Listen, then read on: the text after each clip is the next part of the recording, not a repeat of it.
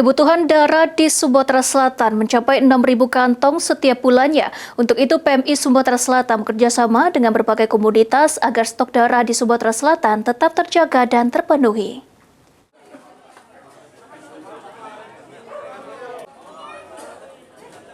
Palang Merah Indonesia PMI Provinsi Sumatera Selatan mencatat kebutuhan darah di Sumatera Selatan mencapai 6.000 kantong setiap bulannya. Sebagian besar darah digunakan untuk pasien thalassemia serta pasien gagal ginjal yang menjalani terapi hemodialisis atau sering dikenal cuci darah.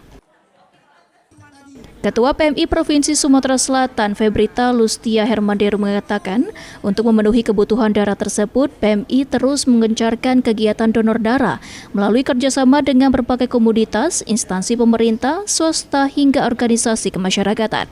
Langkah tersebut dilakukan agar ketersediaan stok darah di seluruh unit transfusi darah di Sumatera Selatan tetap aman dan mencukupi kebutuhan masyarakat di Sumatera Selatan. Ini harus dibeli baju sekarang dong apa? Tahun depan kan dia kita kesini, ini kan bukan kalau kami ini cuma backup ya? Kabupaten kota. Nah, jadi kalau seandainya kabupaten misalkan di kota Palembang nggak masih stoknya kosong, jadi kita yang backup. Jadi atau kita bareng-bareng mencari yang memberikan darahnya dapat baju. Tapi dari